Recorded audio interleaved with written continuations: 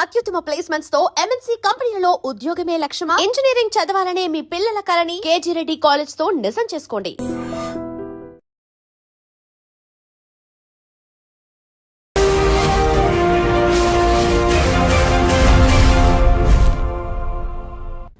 నమస్తే, welcome to I dream social spotlight with Kavitha. America అధ్యక్షుడు అయిన ట్రంప్ వచ్చిన తర్వాత భారతీయ విద్యార్థులకి కష్టాలు పెరిగాయా? రోజుకొక ఆంక్షతో వాళ్ళు తిరిగి రాక తప్పని పరిస్థితి ఏర్పడిందా? యాక్చువల్గా భారతీయ విద్యార్థులు అక్కడ ఎదుర్కొంటున్నటువంటి కష్టాలేంటి? అక్కడ న్యాయ సహాయం ఎలా పొందొచ్చు? ఎందుకని ట్రంప్ వారి మీద ఆంక్షలు విధించాడు? బోల్డ్ అని క్వశ్చన్స్ ఉన్నాయి, క్లారిఫికేషన్స్ కూడా అవసరం. మనతో పాటుగా ఉన్నారు ప్రముఖ అంతర్జాతీయ న్యాయవాది డాక్టర్ కావేటి శ్రీనివాస్ గారు. సార్ నమస్తే. నమస్కారం. ఎలా ఉన్నారు మీరు? బ్రిలియంట్. ఎలా ఉంది America? America is good, but కష్టాలు మన వాళ్ళకి. అమెరికాలో తెలుగు స్టూడెంట్స్ కష్టాలు ఏంటి సార్? యాక్చువల్గా బోల్డ్ అన్ని అనుమానాలు ఉన్నాయి, అందులో భయం అనేది ఎక్కువ ఉంది, ఆందోళన ఎక్కువ ఉంది. మా పిల్లలు వచ్చేస్తారేమో అనేటువంటి అసహనం, ఆతృత ఇవన్నీ మిక్స్డ్ కనిపిస్తున్నాయి. బట్ క్లారిఫికేషన్స్ అనేవి ఉండట్లేదు. ఏంటి, మీరేం చెప్తారు అసలు? ఫస్ట్ ఆఫ్ ఆల్ అమ్మ, మన స్టూడెంట్స్ ఎవరైతే అమెరికాలో ఉన్నారో, ఇది మీ వ్యూవర్స్కి తెలవాల్సింది ఏంటంటే, స్టూడెంట్స్ అక్కడ F1కు చదువుకోవడానికి వస్తారు. ఇక్కడ వాళ్ళు ఇక్కడ కన్సల్టెంట్స్, ఇమిగ్రేషన్ కన్సల్టెంట్స్ ఏమంటారంటే, మీరు ఒక సెమిస్టర్ ఫీజు కట్టండి, మిగతా సెమిస్టర్ ఫీజులు అక్కడ ఉద్యోగం చేసుకొని కట్టొచ్చు అంటారు. ఫస్ట్ ఆఫ్ ఆల్ మనకు తెలవాల్సింది ఏంటంటే, వాళ్ళకు ఉద్యోగం చేసుకునే అర్హత ఉందా? ఓన్లీ యూనివర్సిటీలోనే వర్క్ చేసుకునే అర్హత, అది యుఎస్లో. మరి కెనడాలో, ఇంగ్లాండ్లో, ఆస్ట్రేలియాలో వాళ్ళు క్యాంపస్ బయట పనిచేసుకునే అర్హత ఉంది 20 hours. మరి యుఎస్లో అర్హత లేదు, బయట పనిచేయడానికి లేదు. ఈ స్టూడెంట్స్ అంతా కూడా ఒక సెమిస్టర్ ఫీజు కట్టుకొని మిగతా సెమిస్టర్ల కోసం బయట ఏదో కష్టాలు పడి ఉద్యోగాలు చేసుకొని ఫీజులు కడతారు. ఇది ఒక ఇష్యూ మనకు తెలుసుకోవాల్సింది. మరి ఎప్పుడైతే బయట పని చేస్తుంటారో మరి కొన్ని నేరాలు జరుగుతూ ఉంటాయి. ఫర్ ఎగ్జాంపుల్, మన స్టూడెంట్స్ చాలామంది గ్రాసరీ షాపులు, అంటే ఏంటంటే కిరాణా షాపులు, జనరల్ స్టోర్లలో పనిచేస్తారు కౌంటర్లో. అందులో మరి సిగరెట్లు కూడా అమ్మాలి, సిగరెట్లు కూడా ఉంటాయి కదా. మరి ఇవన్నీ మన పేరెంట్స్కు తెలియదు. మరి ఆ సిగరెట్ అమ్మేటప్పుడు మైనర్కి అమ్మకూడదు. అంటే ఎవరన్నా వచ్చి సిగరెట్ కావాలంటే వాళ్ళ ఐడి చూసి అమ్మాలి. ఆ సిగరెట్తో పాటు బియర్లు అవి కూడా ఉంటాయి కిరాణా షాపులలోనే. సో వాళ్ళకు బియర్లు అమ్మేటప్పుడు కూడా వాళ్ళ ఐడి చూసుకొని జాగ్రత్తగా అమ్మాలి. ఫస్ట్ ఆఫ్ ఆల్ మన స్టూడెంట్స్కి ఆ గ్రాసరీ షాపులు, కిరాణా షాపులు, జనరల్ స్టోర్లలో పనిచేసే అర్హత లేదు. ఎందుకు? మీరు ఓన్లీ క్యాంపస్లో చదువుకోవాలి. కానీ ఇవన్నీ క్యాష్కు పనిచేస్తారు, అది నేరం. అదొక నేరం, అంటే ఇమిగ్రేషన్ నేరం. రెండోది, మీరు అక్కడ ఎవరికైతే మైనర్స్కు సిగరెట్లో లేకపోతే లిక్కర్ అమ్ముతారు కదా, అది రెండో నేరం. మూడోది, ఈ నల్లవాళ్ళు వాళ్ళు వచ్చేసి తుపాకులు పెడతారు, మాకు డబ్బులు ఇవ్వండి, లేకపోతే లిక్కర్ ఇవ్వండి, సిగరెట్ ఇవ్వండి, సామాన్లు ఇవ్వమని. సో వాళ్ళు వచ్చి గన్నులు పెడితే వీళ్ళు ఏం చేస్తారు, అంటే కొన్నిసార్లు వాళ్ళు అటాక్ కూడా చేస్తారు. అటాక్ చేసిన తర్వాత మాకు గ్రీన్ కార్డులు కావాలి, యూవీసాల అప్లికేషన్ పెడతామని వస్తారు. ఫస్ట్ ఆఫ్ ఆల్ మీరు స్టూడెంట్గా వచ్చి బయట పనిచేసే అర్హతనే లేదు. మరి మీరు వయలేషన్ ఆఫ్ ఇమిగ్రేషన్లో. దాని తర్వాత ఇలాంటి అవకతవకలు జరిగితే మీకు వీసాలు వస్తాయా? రావు. సో ఇవన్నీ కూడా ఈ స్టూడెంట్స్కు కొన్ని తెలిసి కొన్ని తెలియక చేస్తారు. సో మన పేరెంట్స్ కూడా తెలీదు, మా అబ్బాయి ఉద్యోగం చేస్తున్నాడు, మా అమ్మాయి చేస్తుంది అని. ఫస్ట్ ఆఫ్ ఆల్ మనం అడిగి తెలుసుకోవాల్సింది ఏంటంటే, మీరు క్యాంపస్లో చేస్తున్నారా, బయట చేస్తున్నారా? బయట చేస్తే వాళ్ళు క్యాష్ ఇస్తారు, ఇవన్నీ నేరపూరితాలే. సో అలాంటప్పుడు ఎప్పుడైనా పట్టుబడితే వీళ్ళ వీసాలు రద్దవుతాయి. ఇప్పుడు ఫర్ ఎగ్జాంపుల్, ఎవరికన్నా మీరు సిగరెట్ అమ్మారు, మీరు లిక్కర్ అమ్మారు, పోలీస్ వాళ్ళు పట్టుకుంటారు. మిమ్మల్ని పట్టుకుంటే పోలీస్ స్టేషన్ తీసుకెళ్ళినప్పుడు మిమ్మల్ని ఫోటో తీసుకుంటారు, మీ ఫింగర్ ప్రింట్స్ తీసుకుంటారు. ఆ ఫోటో తీసుకొని ఫింగర్ ప్రింట్స్ తీసుకున్నప్పుడు మీరు నేరం చేశారు కనుక మీకు ఇమ్మీడియట్గా అక్కడ 28 ఏజెన్సీస్కు తెలుస్తుంది క్లౌడ్లో. అంటే ఒకసారి మన ఫింగర్ ప్రింట్ ఇచ్చామంటే ఇక్కడెక్కడైతే మీరు వీసా తీసుకుంటారో ఇండియాలో ఆ ఎంబసీకి తెలుస్తుంది, యుఎస్ఏఎస్ వాళ్ళకి తెలుస్తుంది, బార్డర్ సెక్యూరిటీ వాళ్ళకి తెలుస్తుంది. ఇప్పుడు మనం ఎయిర్పోర్ట్లో ఇక్కడ కూడా ఇమిగ్రేషన్ ఆఫీసర్లు కూర్చుంటారు కదా ఇండియాలో కూడా, అక్కడ కూడా అలాగే కూర్చుంటారు. వాళ్ళందరికీ 28 ఏజెన్సీస్ తెలిసిపోతే వాళ్ళు ఏం చేస్తున్నారు, ఇండియన్ ఇక్కడ యుఎస్ ఎంబసీ వాళ్ళు మీరు అక్కడ పట్టుబడ్డారు కదా, వీసా క్యాన్సిల్ చేస్తున్నారు. ఇంకొక విషయం మన స్టూడెంట్స్ ఇక్కడే ఇబ్బందులు ఎక్కడ జరుగుతున్నాయంటే ఇండియాలో కార్లలో మోటార్ సైకిళ్ళల్లో లైసెన్సులు లేకుండా కార్ నడిపేస్తారు. ఇక్కడ మోటార్ సైకిల్ నడుపుతారు, తాగి నడిపిస్తారు. ఎవడన్నా ఆపితే పోలీసు వాడిని బెదిరియటం లేకపోతే డబ్బులు ఇవ్వటం ఏదో చేస్తారు ఇక్కడ. అదేవిధంగా అక్కడ చేస్తారు వాళ్ళు తాగి నడపటం. అమెరికాలో తాగి నడిపిస్తే చాలా సీరియస్ అఫెన్స్ అన్నది. అఫెన్స్ అయినప్పుడు వాళ్ళు ఏం చేస్తారు, పోలీసు వాళ్ళు మిమ్మల్ని అరెస్ట్ చేస్తారు. అరెస్ట్ చేస్తే ఏమవుతుంది, మీ వీసా రద్దు అవుద్ది. రెండోది మీకు రేపు H1 రాదు. మూడోది రేపు మీకు ఉద్యోగాలు వెళ్ళినప్పుడు మీ ఫింగర్ ప్రింట్ తీసుకొని మీ క్రిమినల్ బ్యాక్గ్రౌండ్ హిస్టరీ తీసుకుంటారు. తీసుకున్నప్పుడు ఉద్యోగాలు కూడా రావు. మీకు ఎవరైనా పెళ్లి చేసుకుంటే గ్రీన్ కార్డ్స్ కూడా రావు. ఎంత ఇబ్బందులు జరుగుతాయి చూడండి. ఇవన్నీ జరుగుతున్నాయి స్టూడెంట్స్కి. అంటే ఎవరు జాగ్రత్తగా ఉండాలి, బయర్ బీ అవేర్. మనం అవేర్నెస్తో ఉండాలి. I don't know the law is not a defence. నాకు లా తెలీదు అనేది డిఫెన్స్ కాదు. So you have to know the law of the land. ఇవన్నీ కూడా ఇబ్బందులు జరుగుతున్నాయి. సో ఏం చేశాడు ఈ మధ్యకాలంలో ట్రంప్, ఇలాంటి ఎవరైతే అరెస్ట్ అవుతారో అమెరికాలో చిన్న చిత్క, అంటే మీరు స్పీడింగ్ చేస్తున్నప్పుడు కార్ పట్టుకున్నా కూడా, మీకు డ్రైవర్ లైసెన్స్ లేకున్నా పట్టుకున్నా, మీకు కార్ ఇన్సూరెన్స్ లేకుండా నడిపితే కూడా అఫెన్స్ అక్కడ. ఇప్పుడు మన దగ్గర ఇక్కడ ఇన్సూరెన్స్ పాలసీస్ రెన్యువల్ చేసుకోకుండా నడిపిస్తారు. పోలీసు వాళ్ళు పట్టుకున్నా ఏదో ఇన్ఫ్లుయెన్స్ చేస్తారు, అది చేస్తారు, వెళ్ళిపోతాం. అమెరికాలో మీరు కారుకు ఇన్సూరెన్స్ లేకుండా నడపటం నేరం. సో కారు మీకు మీకు ఏం చేస్తారు, కొన్నిసార్లు మాకు ఇండియా డ్రైవింగ్ లైసెన్స్ ఉంది, మాకు ఇంటర్నేషనల్ లైసెన్స్ ఉంది, మేము నడుపుతామంటారు. అది నడిపినా కూడా నేరమే. మరి నేరం అయితే మీ వీసాలు రద్దు అవుతాయి. సో ఇలాంటి వీసాలు ఎవరైతే రద్దు అయినాయో లేకపోతే ఎవరైతే అరెస్ట్ అయ్యారో, ట్రంప్ గారు వచ్చిన తర్వాత ఏం చేశారు, ఎవరైతే అరెస్ట్ అయ్యారో వాళ్ళ వీసాలన్నీ క్యాన్సిల్ చేయండి అని, రివొకేషన్ చేయండి అని ఒక ఎగ్జిక్యూటివ్ ఆర్డర్తో వచ్చాడు. సో ఇప్పుడు ఇక్కడ అన్ఫార్చునేట్ థింగ్ ఏంటంటే, అందులో 80% ఆఫ్ అమెరికాలో ఇంటర్నేషనల్ స్టూడెంట్స్ అంతా ఇండియన్సే. అందులో మన తెలుగు వాళ్ళు majority. So because 80% of Indian students are Telugu people and south Indian people, వీళ్ళ వీసాలన్నీ రద్దయ్యాయి. అంటే ఒక ఇండియన్స్వే రద్దయ్యాయా? కాదు, చైనా వాళ్ళే రద్దయ్యాయి, కొరియన్స్ వాళ్ళే రద్దయ్యాయి, అందరి అయ్యాయి, జపనీస్. అది చాలా మైనర్ పర్సంటేజ్, కానీ ఎక్కువ పర్సంటేజ్ మన ఇండియన్స్వే. ఇదొక ఆస్పెక్ట్ స్టూడెంట్స్వి. సో మన వాళ్ళు ఏమనుకుంటున్నారు, మన మీద ఉక్కుపాదం మోపాడు ట్రంప్ అని ఒక మిస్నామర్, ఒక మిస్ఇన్ఫర్మేషన్. ఆయన ఒక్క మన మీద టార్గెట్ చేసింది లేదు. అక్కడ ఎవరైతే నేరం చేస్తారో మన దేశంలో ఉండొద్దు, ఒకవేళ వాళ్ళు గ్రీన్ కార్డ్ హోల్డర్లు అయినా H1 వాళ్ళైనా. ఇప్పుడు ఇంకొక ఆస్పెక్ట్ ఏంటి, చాలామంది మన వాళ్ళు ఐటీ కంపెనీ ఉద్యోగాల కోసం అమెరికా వస్తారు. ఇంకొక మంచి న్యూస్ ఏంటంటే 82% ఆఫ్ ఐటీ వర్కర్స్ మన వాళ్ళే, మన తెలుగు వాళ్ళు, మన సౌత్ ఇండియన్స్ మన వాళ్ళే. ఎందుకంటే ఎంటెక్లు బీటెక్లు చదివి వస్తారు. మరి మన వాళ్ళే ఐటీ ఇండస్ట్రీని కంట్రోల్ చేస్తారు అమెరికాలో. ఈవెన్ ఐటీ కన్సల్టింగ్ కంపెనీస్ ఉద్యోగస్తులు కూడా, ఇప్పుడు వైస్ ప్రెసిడెంట్స్ కూడా మన వాళ్ళే ఉన్నారు, తెలుగు వాళ్ళు. వీళ్ళు H1Bలో ఉన్నప్పుడు వీళ్ళు తాగి నడిపిస్తారు కొన్నిసార్లు కారు. నడిపినప్పుడు అరెస్ట్ అవుతే వాళ్ళ H1B క్యాన్సిల్ అవుద్ది. రెండొక పెద్ద ప్రాబ్లం ఏంటంటే, భార్య బిడ్డలను తీసుకొస్తారు. మరి ఇండియాలో పెళ్ళాన్ని కొడితే ఆ పెళ్ళాం పోయి పోలీస్ స్టేషన్ చెప్పదు. అక్కడ పెళ్ళాన్ని కొడితే పెళ్ళాం పోలీస్ స్టేషన్ ఫోన్ చేసినా, ఇంటి పక్క వాడు ఫోన్ చేసినా, లేకపోతే బిడ్డలను కొట్టినా బిడ్డలు పోయి స్కూల్లో చెప్పినా పోలీసు వాళ్ళకు ఫోన్ చేస్తారు. వాళ్ళు చేస్తే భర్తను అరెస్ట్ చేస్తారు. అరెస్ట్ చేస్తే మీ మీద నేరం ఉంది కనుక దీన్ని మారల్ టర్పిట్యూడ్ అఫెన్సెస్ అంటారు. మీ వీసా క్యాన్సిల్ అవుద్ది, H1B వీసా, మీరు జైలుకు పోతారు. ఏమవుద్ది, H1B వీసా పోతే వైఫ్ H4 పోద్ది, పిల్లలు H4 పోద్ది. మరి భార్య బిడ్డలను చూడటానికి కూడా ఆస్కారాలు ఉండవు. వాళ్ళు రిస్ట్రైనింగ్ ఆర్డర్ ఇస్తారు జడ్జెస్. ఇవి అందరూ ఏమనుకుంటారంటే మన వాళ్ళ మీదే చేశారని. కానీ మనం ఎందుకు చెయ్యాలి మరి నేరాలు? ఇవన్నీ ఇలాంటి పనులు చేస్తారు H1B వర్కర్స్.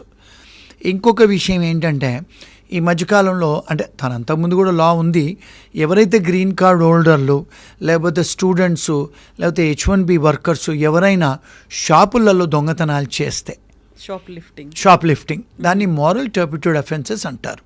అంటే లార్సని, దొంగతనం చేయకూడదు. అంటే మీకు తెలుసు అది మీ వస్తువు కాదని, మీరు దొంగతనాలు చేస్తున్నారు. మరి దొంగతనం చేస్తే కూడా వాళ్ళు అరెస్ట్ చేస్తారు, ఫింగర్ ప్రింట్స్ తీసుకుంటారు. H1B వర్కర్ అయినా, గ్రీన్ కార్డ్ హోల్డర్ అయినా, లేకపోతే స్టూడెంట్ వీసా అయినా, లేకపోతే విజిటర్ వీసా అయినా, మీ వీసాలు రద్దు చేస్తారు, మిమ్మల్ని ఇంటికి పంపిస్తారు. సో మరి ఇది ఎవరు తప్పండి? మన తప్పు. మనమేమో మీ మీడియా వాళ్ళు లేకపోతే అందరూ పేరెంట్స్ అన్ని ఇండియన్ గ్రూప్స్ అంతా ఏదో ఇండియన్స్ మీద ఉక్కుపాదం మోపాడని అనుకుంటాం. కానీ ఇవన్నీ లాస్ ఆల్రెడీ ఉన్నాయి, కానీ ఎన్ఫోర్స్మెంట్ చేస్తున్నాడు ఆయన. అంటే ఇప్పుడు చాలామంది లక్షల వేల మందిని ఎవరైతే క్రిమినల్ కేసులు hard core criminals south America అటు ఉన్న వాళ్ళందరినీ పంపించేశారు కదా, గౌతమాల వీళ్ళందరినీ. మరి లక్షల వేల మందిని పంపించేశాడు. ఇప్పుడు మన వాళ్ళని కూడా పంపిస్తున్నాడు. ఇప్పుడు ఇంకొక ఇష్యూ ఏంటంటే, మన వాళ్ళకి చాలా విషయం తెలియదు ఏంటంటే, తెలుగు వాళ్ళు కూడా బార్డర్ క్రాస్ చేసి వచ్చారు గతంలో కెనడా నుంచి. చాలామంది లక్షల మంది ఇండియన్ స్టూడెంట్స్ కెనడాకు స్టూడెంట్ వీసాలు తీసుకొని మరి చదువుకోవడానికి వెళ్ళిన వారు చదువుకోవాలి కదా, రోడ్డు మీద బార్డర్ క్రాస్ చేసి అమెరికాకు వస్తున్నారు. వస్తే వాళ్ళు కూడా పట్టుబడితే వాళ్ళని కూడా డిపోర్ట్ చేస్తున్నాడు. అంతకుముందు బైడెన్ ఉన్నప్పుడు వీళ్ళందరూ లోపలికి వచ్చారు, ఇప్పుడు ఎవరు వచ్చినా అరెస్ట్ చేసి పంపిస్తున్నారు. ఇప్పుడు ఇంకొక పెద్ద స్కామ్ ఏంటి మన ఇండియన్ దాంట్లో అంటే, వచ్చేసి పొలిటికల్ అసైలం ఫైల్ చేస్తున్నారు. ఎవరు? స్టూడెంట్సే కానీ, H1B కానీ, విజిటర్స్ కానీ. మరి మన దేశంలో ఏదైనా ఇప్పుడు మనం పొలిటికల్ అసైలం ఫైల్ చేసుకోవచ్చా? ఇప్పుడు కాశ్మీర్లో అంటే ఇప్పుడు ఆ పాకిస్తాన్ వాళ్ళు చేయటం వల్ల అయింది, కానీ పీస్ఫుల్ కంట్రీ కదా.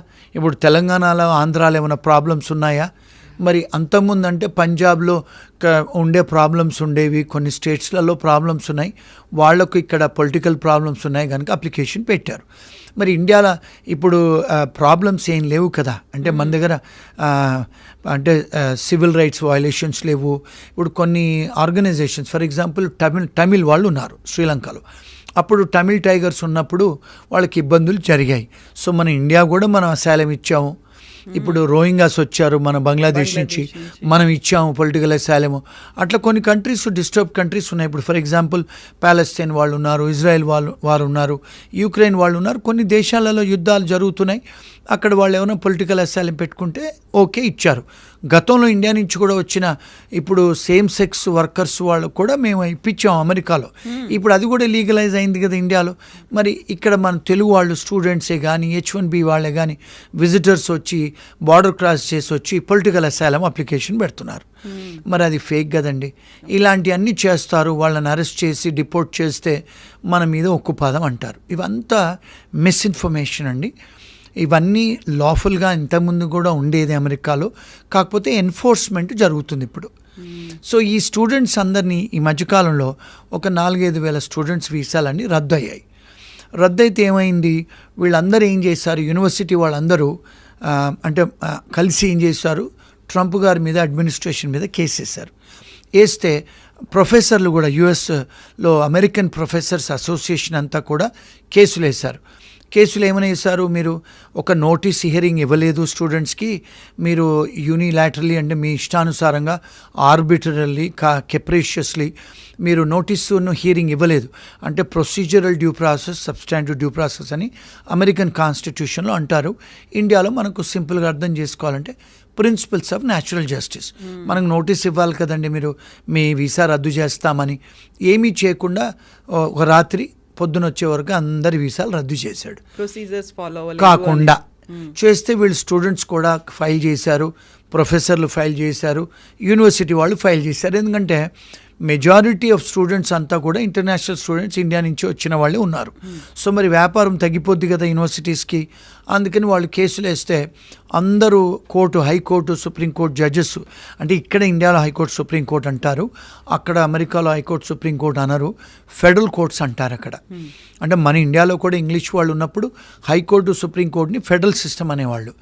ఆ ఫెడరల్ జడ్జెస్ ఇంజంక్షన్స్ ఇచ్చారు, మీరు ఇలా చేయడానికి వీల్లేదు అని ఇంజంక్షన్స్ ఇస్తే మళ్ళీ మీరు వీసాలు తిరిగి ఇచ్చేయాలని చెప్పి ఆర్డర్స్ ఇస్తే మళ్ళీ చాలామందికి ఇప్పుడు ఏం చేశారు, ఓవర్ నైట్ ట్రంప్ గారు అందరికి వీసాలు ఇచ్చేయండి అన్నాడు. మళ్ళీ ఎవరైతే వీసాలు పోయినాయో మళ్ళీ ఓవర్ నైట్ అందరికి వీసాలు వచ్చేసాయి. సో ఈ మధ్య కాలంలో ఏమైంది, ఈ 15 రోజులు 1 monthలో కొంతమంది భయపడి వెనక్కి వచ్చేసారు, ఇండియాకు వచ్చారు. మరి ఇండియాకు వచ్చారు, మళ్ళీ వాళ్ళ వీసాలు వచ్చాయి. మరి వాడి పరిస్థితి ఏంటి, అది పెద్ద డిబేట్ ఇప్పుడు. మరి మళ్ళీ వెనక్కి రావచ్చా? Answer is yes. మళ్ళీ వాళ్ళు ఎంబసీకి వెళ్ళి మళ్ళా వీసాలు తీసుకొని వెనక్కి రావచ్చు, ఎందుకంటే మరి వాళ్ళ వీసా వచ్చేసింది కదా. అదొకటి. రెండోది ఏంటంటే, ఎవరికైతే ఈ మధ్యకాలంలో చాలామంది ఏమవుతున్నాయంటే స్టూడెంట్లు, ఇది మన పేరెంట్స్ తెలుసుకోవాల్సిన విషయం. వాళ్ళ పేరెంట్స్ కూడా చెప్పరు. ఈ స్టూడెంట్స్ ఆడపిల్లలు మగపిల్లలు 2 ఇష్యూస్ ఉన్నాయి ఇక్కడ. ఒకటేమో క్లిప్టోమీనియా, కొంతమంది దొంగతనం చేయటం ఒక సైకలాజికల్ డిజార్డర్. రెండోది ఏంటి, ఈ స్టూడెంట్స్ సీనియర్ అమ్మాయిలతోని సీనియర్ స్టూడెంట్స్తో పోతారు, ఈ జూనియర్ అమ్మాయిలు జూనియర్ అబ్బాయిలు వెనకాల పోతారు. అంటే మన దగ్గర ఎట్లయితే ర్యాగింగ్ భయానికో సీనియర్స్ అని వెళ్తారు, వీళ్ళందరూ గ్యాంగులు పోతారు. ఈ అంటే షాపులలో పోయి వాడు ఎవడో సీనియర్ చెప్తాడు ఈ సంచి పట్టుకొని బయటకు వస్తారు. దొంగతనం చేసింది వాడితో పాటు ఉన్న జూనియర్ గాడు, వీళ్ళందరూ పట్టుబడతారు, జైలుకు పోతారు, ఆడపిల్లలైనా మగపిల్లలైనా. అలాంటి కేసులు మా ఫర్మ్స్ చాలా వస్తాయి. పట్టుబడితే ఏమవుతుంది, వాళ్ళ వీసాలు రద్దు అవుతాయి. అది మారల్ టర్పిట్యూడ్ అఫెన్సెస్, దొంగతనం చేస్తే. సో అలాంటివి జరిగినప్పుడు కూడా జాగ్రత్తగా ఉండాలి. కానీ ఇంకొకటి ఏంటంటే, వీళ్ళు అక్కడ డిఫెన్స్ కొంతమంది లీగల్ ఎయిడ్ లాయర్స్ని ఇస్తారు. మన స్టూడెంట్స్ ఏంటంటే పేరెంట్స్కు చెప్పుకోరు, ఇలాంటి పట్టుబడితే ఓ రోజు రాత్రి జైల్లో ఉంటారు, పేరెంట్స్కి పోతే సిగ్గుపోతుంది, ఫ్రెండ్స్కి చెప్పుకోలేరు. అక్కడ ఎవరైతే ఫ్రీ లాయర్స్ని ఇస్తారో పెట్టుకుంటారు. ఆ లాయర్స్ ఏమంటారు, మీరు ఏదో $100-200 దొంగతనం చేశారు కదా, జడ్జి ముందుకు వచ్చి ఒప్పుకోండి, మీకు ఫైన్ వేసేస్తారంటారు. అలాంటి చేయకూడదు. అంటే మీరేంది, కన్విక్షన్ అయిపోతుంది, అంటే రికార్డ్స్లో ఉండిపోతే మీకు వీసా క్యాన్సిల్ అవుద్ది, మీకు రేపు H1 రాదు, ఉద్యోగం రాదు, గ్రీన్ కార్డ్ రాదు. ఒకవేళ ఇండియాకి వచ్చినా కూడా మళ్ళీ వెనక్కి రావడానికి ఉండదు. సో ఇలాంటి చిన్న పనులు, పిచ్చి పనులు స్టూడెంట్సే కానీ H1B వాళ్ళు చేస్తూ ఉంటారు. అంటే పెనీ వాజ్ పౌండ్ ఫాలిష్. ఒక లాయర్ని పెట్టుకుంటే వాడు కొట్లాడతాడు. మా ఫర్మ్కి ఏ కేసులు వచ్చినా కూడా మొదటిసారి తప్పు చేస్తే ఆ దేశాలలో వాళ్ళు ఒక ఛాన్స్ ఇస్తారు. అంటే 1 year తర్వాత డిస్మిస్ చేస్తారు కేసుల్ని. అలాంటి విసులుబాటు ఉంది అమెరికాలో. కొన్నిసార్లు ప్రాసిక్యూటర్తోని మాట్లాడవచ్చు, వీళ్ళు ఇంటర్నేషనల్ స్టూడెంట్స్, H1B వర్కర్సు, వీళ్ళు గ్రీన్ కార్డ్ హోల్డర్లు, వీళ్ళకి కన్విక్షన్ అవుతే వీళ్ళ గ్రీన్ కార్డులు, వీళ్ళ H1లు, వీళ్ళ స్టూడెంట్ వీసాలు, విజిటర్ వీసాలు క్యాన్సిల్ అవుతాయి. సో దయచేసి మీరు డిస్మిస్ చేయండి, ఫస్ట్ టైం కేసులు కదా అని మనం ప్రాసిక్యూటర్తో వాళ్ళు మాట్లాడితే కేసులు ఫస్ట్ టైం అని చెప్పి డిస్మిస్ చేస్తారు. ఎక్స్క్యూజ్ ఉంటుంది ఫస్ట్ టైం. అంటే వాళ్ళంతా హార్ష్ పనిష్మెంట్స్ ఇవ్వరు. ఇవి అక్కడ లోకల్ లాయర్స్ని పెట్టుకొని మాట్లాడుకొని చేసుకోవాలి. అక్కడ ఏంటంటే క్రిమినల్ డిఫెన్స్ అటార్నీస్ని, ఇమిగ్రేషన్ లాయర్ని పెట్టుకొని చేసుకుంటే వాళ్లకు బెటర్. కానీ ఇవన్నీ స్టూడెంట్స్ ఇవన్నీ తెలియదు, H1 వాళ్ళకి తెలియదు, ఎవరికి చెప్పరు, రూమ్మేట్స్కి చెప్పరు, పేరెంట్స్కి చెప్పుకోరు, ఎవరితో మాట్లాడరు. వాళ్ళు డిసిషన్ తీసుకొని వాళ్ళ కాళ్ళ మీద వాళ్ళే గుడ్డలు పెట్టి కొట్టేసుకుంటారు. సో అవన్నీ అయిన తర్వాత మళ్ళీ మా దగ్గరికి కాంటాక్ట్ చేస్తారు, మీరు ఎందుకు ఒప్పుకున్నారు అంటే. కొన్నిసార్లు అక్కడ ఏంటంటే మన దగ్గర లేదండి, పనిష్మెంట్స్లలో retributive and deterrent and reformative effect అని ఉంటుంది. అంటే ఏంటి, మీరు ఒక తప్పు చేస్తే దానికి రిఫార్మ్ అవ్వాలి. వాళ్ళు ఏం చేస్తారు, అక్కడ మీరు కమ్యూనిటీ సర్వీస్ చేయమంటారు. కమ్యూనిటీ సర్వీస్ అంటే మన వాళ్ళు ఏమనుకుంటారంటే గార్డెన్, ఏదో పబ్లిక్ పార్కులు క్లీన్ చేయటం, బాత్రూమ్లు క్లీన్ చేయటం, రోడ్డు ఊడవటం అని అనుకుంటారు. కానీ అది కన్విక్షన్. అది అంటే మీరు రిఫార్మ్ అవుతారు. ఆ బాత్రూమ్లు కడిగేటప్పుడు, లేకపోతే పబ్లిక్ పార్కులు క్లీన్ చేసేటప్పుడు, అరే నేను తప్పు చేశానని మనం ఫీల్ అవుతాం కదా. అంటే you are reforming yourself, your saying what is that I have done అని. So that is also a punishment. కానీ ఈ లాయర్లు వీళ్ళకి చెప్పరు, వీళ్ళు కూడా రీసెర్చ్ చేయరు. ఏదో కమ్యూనిటీ సర్వీస్ అంట, $50 $100 కట్టేయడమే కదా, నాకు ఇక్కడ అయిపోతుందని. అలాంటి స్టూడెంట్స్ చేయకూడదు, ఎవరైనా చేయకూడదు. Until you become a citizen అయితేనే మిమ్మల్ని డిపోర్ట్ చేయరు. ఈవెన్ గ్రీన్ కార్డ్ వాళ్ళైనా కూడా డిపోర్ట్ చేస్తారు. ఇంకొక పెద్ద ప్రాబ్లం మన స్టూడెంట్స్ ఫేస్ అయ్యేది ఏంటంటే, ఇవన్నీ వీళ్ళు చెప్పరు. ఇప్పుడు అక్కడ అంటే ప్రాస్టిట్యూషన్ కొన్ని స్టేట్స్లలో లీగలు, కొన్ని స్టేట్స్లలో ఇల్లీగలు. ఇప్పుడు కొన్ని స్టేట్స్లలో ఏదైతే ఇల్లీగల్ ఉంటుందో అక్కడ మీరు ప్రాస్టిట్యూషన్ అటెంప్ట్ చేసినా కూడా, ట్రై చేసినా కూడా జైలుకు పోతారు. ఇంకొకటి ఏంటంటే, వాళ్ళు అమెరికాలో ఏం చేస్తారంటే, ఎక్కడైతే ఇల్లీగల్ ఉంటుందో, ప్రాస్టిట్యూషన్ ఇల్లీగల్ ఉంటుందో, పోలీసు వాళ్ళు ఏం చేస్తారు, ఆన్లైన్లో కూర్చొని ప్రాస్టిట్యూట్స్ లాగా యాక్టింగ్ చేసి మన స్టూడెంట్స్ని, మన H1B వాళ్ళను, గ్రీన్ కార్డ్ వాళ్ళను వాళ్ళేస్తారు, ట్రాప్ చేస్తారు. సో వీళ్ళు కమ్యూనికేట్ చేస్తారు కదా, మీరేంటి, మీ పేరేంటి అదని వాళ్ళు ఆడపోలీసే కూర్చొని చేస్తారు. వాళ్ళు ఏం చేస్తారు, ఏదో హోటల్కి రమ్మంటారు. అక్కడ హోటల్ రూమ్కి వెళ్ళిన తర్వాత 2 పోలీసు వాళ్ళు ఉంటారు, అక్కడ పోగానే అరెస్ట్ చేస్తారు. అది attempt to do prostitution is also an offence. నేను చేయలేదు కదా అనటం కాదు, you are attempting to do prostitution is also an offence. ఇవి కన్విక్షన్స్ అవుతాయి. ఎందుకంటే మీకు బియాండ్ రీజనబుల్ డౌట్ అక్కడ వాళ్ళు ప్రూవ్ చేయాల్సిన అవసరం లేదు. మీరు చాటింగ్ చేశారు, అక్కడికి వచ్చారు, కెమెరాలు కనపడుతున్నాయి, ఎవిడెన్సెస్ ఉన్నాయి. సో ఇలాంటివి కూడా కన్విక్షన్స్. మన వాళ్ళు ఏం చేస్తారు, మన పేరెంట్స్కో, ఫ్రెండ్స్కో, రూమ్మేట్స్కో, చుట్టాలకు చెప్తే సిగ్గుబోద్ది కదా, వాళ్ళు ఒప్పేసుకుంటే వాళ్ళ వీసాలు రద్దు అవుతాయి. ఇవి చిన్న చిన్న ఇష్యూస్ అని మనం అనుకుంటాం, నేను చేయలేదు కదా అని. మరి పెద్ద ఎఫెక్ట్ కదండి. సో ఇలాంటి ఇష్యూస్ కూడా మా దగ్గరకు వస్తూ ఉంటాయి. ఇంకొక లాస్ట్ ఇష్యూ, వీళ్ళు ఏం చేస్తారంటే స్టూడెంట్స్ కూర్చొని తాగుతారండి. అమ్మాయిలు కూడా ఈ మధ్య తాగుకొని అపార్ట్మెంట్లో గొడవలు పెట్టుకుంటారు. ఇండియాలో కొట్టుకుంటారు కదా, అట్లా కొట్టుకుంటే ఇంటి పక్కోడో లేకపోతే ఎవరో అమ్మాయి ఫోన్ చేస్తే అందరూ అరెస్ట్ అవుతే అది కూడా సీరియస్ అఫెన్సే. కొట్టుకోవటం కూడా అఫెన్సే, తిట్టుకోవటం అఫెన్సే, తాగి గొడవ వస్తే పక్కింటోడు ఫోన్ చేసినా కూడా అదే అఫెన్సే. కొన్నిసార్లు అది కూడా చాలా నేరం అవుతుంది. వాళ్ళందరిని పట్టుకొని పోతారు, వీళ్ళ వీసాలు రద్దు అవుతాయి, ఉద్యోగాలు రావు. ఇంకా లాస్ట్ ఇష్యూ, మన వాళ్ళు ఏం చేస్తారు, అమ్మాయిలు అబ్బాయిలు అక్కడికి వచ్చిన తర్వాత లివ్ ఇన్ అరేంజ్మెంట్స్. మనం ఇక్కడ ఏదో అనుకుంటాం, మా అమ్మాయి ఆడ బాగా చదువుకుంటుంది, మా అబ్బాయి చాలా పతివ్రతలాగా ఉన్నాడని. వీళ్ళంతా లివ్ ఇన్ రిలేషన్షిప్స్లో ఉంటారు. అమ్మాయిలు అబ్బాయిలు తాగి గొడవలు కొట్టుకుంటే అమ్మాయి ఫోన్ చేసింది అనుకోండి, ఆ అబ్బాయి జైలుకి పోతాడు. జైలుకి పోయిన తర్వాత ఈ అమ్మాయి తర్వాత సెన్సస్కి వచ్చి ముర్రో అంటుంది. వాడు పోలీసు విడ్రా చేసుకోడు కేసు, వాడు అరెస్ట్ అయిపోయాడు, వాడు వీసా క్యాన్సిల్ అయిపోద్ది. ఎంత చిన్న విషయాలు ఎంత సీరియస్ అవుతాయి చూడండి. ఇవన్నీ వీళ్ళు తల్లిదండ్రులకు చెప్పుకోరు, ఫ్రెండ్స్ చెప్పుకోరు.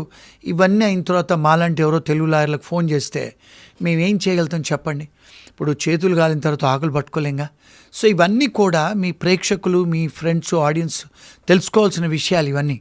ఇది ఇంత ఓపెన్గా ఏ లాయర్ వచ్చి చెప్పరండి. నేను ఇక్కడికి చాలా, ఎందుకంటే మాకు ఇండియాలో ఆఫీసులు ఉన్నాయి, ప్రాక్టీస్ చేస్తాము. ఆస్ట్రేలియాలో కూడా మా లా ఆఫీసులు ఉన్నాయి, యూకేలో కూడా మాకు అడ్వకేట్ ఆఫీసులు, యూఎస్లో, కెనడాలో ఉన్నాయి. కనుక మాకు అందరూ కూడా కాంటాక్ట్ చేస్తారు. తెలుగు వాళ్ళు నేను చెప్తాను, ఇవన్నీ చేస్తూ ఉంటారు. ఇవన్నీ చాలా కష్టం కదండి. Once you are arrested and once your visa is terminated, మీకు ఉద్యోగాలు కూడా రావండి ముందు. ఎందుకంటే వాళ్ళు మీ బ్యాక్గ్రౌండ్ చెక్ చేస్తారు ఉద్యోగం ఇచ్చేటప్పుడు, అది అందులో వచ్చేస్తుంది. అది ఎప్పటి వరకు ఉంటుందో ఒక్కసారి మీ ఫింగర్ ప్రింట్ తీసుకుంటే 20 సంవత్సరాలు ఉంటుంది. మరి 20 సంవత్సరాల వరకు మీకు అది క్లియరెన్స్ చేసుకోవచ్చా? ఒక్కసారి ఫింగర్ ప్రింట్ క్లియరెన్స్ అవ్వదు. మీకు కెనడా కూడా వీసా రాదు, యూకేకి వీసా రాదు, ఆస్ట్రేలియా వీసా రాదు. ఎందుకు? వీళ్ళు ఏం చేశారంటే యుఎస్ఏ వాళ్ళు ఈ 5 దేశాలతోనూ ఒక అగ్రిమెంట్ చేసుకున్నారు. అంటే షేరింగ్ ఆఫ్ ఇన్ఫర్మేషన్. వీళ్ళందరూ ఆ ఇన్ఫర్మేషన్ షేర్ చేసుకున్నారు కనుక మీరు ఏ దేశాలకు పోయినా వాళ్ళకి తెలిసిపోద్ది. అంటే మనం ఏదో అమెరికాలో చేసి వచ్చాము, నేను కెనడాకి వెళ్తాను, యూకేకి వెళ్తాను, ఆస్ట్రేలియాకి వెళ్తాను, న్యూజిలాండ్ వెళ్తానంటే మీకు రావు వీసాలు. సో జాగ్రత్త పడాలి. చిన్న తప్పుకు పెద్ద పనిష్మెంట్స్. ఇవన్నీ కూడా పేరెంట్స్ తెలుసుకోవాలి, వెళ్ళే స్టూడెంట్స్ తెలుసుకోవాలి, వెళ్ళిన స్టూడెంట్స్ తెలుసుకోవాలి, H1B వాళ్ళు తెలుసుకోవాలి, గ్రీన్ కార్డ్ వాళ్ళు కూడా తెలుసుకోవాలి. ఇవన్నీ మేము మాట్లాడాలి అంటే అమెరికాలో లాయర్లు ఫోన్ చేస్తే మేము 50,000 రూపాయలు తీసుకొని ఫోన్లో చెప్తాము ఇవన్నీ. సో ఇవన్నీ కూడా మీ మీ మీ ఆఫీస్కి వచ్చి, iDreamsకి వచ్చి మీ ప్రేక్షకులకు ఫ్రీగా చెప్తున్నాము. సో వీళ్ళందరూ కూడా చూడాలి, ఇవన్నీ వైరల్ చేయండి, అందరు షేర్ చేసుకోండి ఇన్ఫర్మేషను. ఇలాంటి ఇంకా చాలా ఇన్ఫర్మేషన్ ఇస్తాం. Thank you so much Srinivas గారు. యూజువల్గా ఏంటంటే మేము యూఎస్కి వెళ్ళాలి అనేటువంటి హడావిడి ఉంటుంది, ఆ తొందర ఉంటుంది, అక్కడ ఉన్నటువంటి కన్సల్టెంట్స్ ఏదో చెప్పారు, పేరెంట్స్ కూడా ఆనందపడుతున్నారు అనుకుంటాం. కానీ వెళ్ళిన తర్వాత చేసేవి మేజర్ క్రైమ్స్ కావది, చిన్న అఫెన్సెసే, పర్లేదులే తప్పించుకుంటాం, ఏదో టికెట్ అడిగి వేశారు, ఫైన్ కట్టాము, వచ్చేసాము అనుకుంటాం. కానీ అది రిపర్కషన్స్ ఎలా ఉంటాయి, లైఫ్ లాంగ్ ఎఫెక్ట్ ఎలా చూపిస్తుంది అనేవి చిన్నవి, బట్ ఫోకస్ పెట్టాల్సినటువంటి అంశాలు, మర్చిపోకుండా అవేర్నెస్లో ఉంచుకోవాల్సినటువంటి అంశాలు. Thank you so much Srinivas గారు, ఇంత మంచి ఇన్ఫర్మేషన్ ఇచ్చినందుకు. Thank you.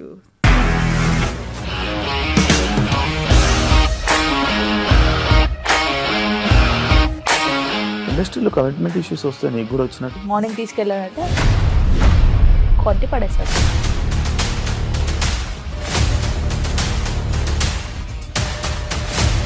ఒక్కళ్ళు కూడా చూడలేదు ఈ సినిమా అని చెప్పడానికి కూడా చాలా ధైర్యం కావాలి. అది నిజం కదా, దాంట్లో ధైర్యం ఏంటి? ఇది నెక్స్ట్ డే ప్లేట్ మార్చేస్తే తప్పు కదా. As of now we are comfortable this అని నేను అనుకుంటున్నాను. రష్మిక గారిది మీది ఒకే ఊరంట కదా? నీకు కోపం వచ్చిందంటే బాగా తిట్టేత్తరా? తిట్టేద్దామండి. నిజంగా గేమ్ ని ఎలా చేంజ్ చేయగలిగారు? ఏపీఎస్ఎఫ్సి వాళ్ళకి 6 నెలల్లో నేను 6 లక్షలు కట్టా. బిజినెస్ చేయాలనుకుంటే it is as difficult as riding a tiger.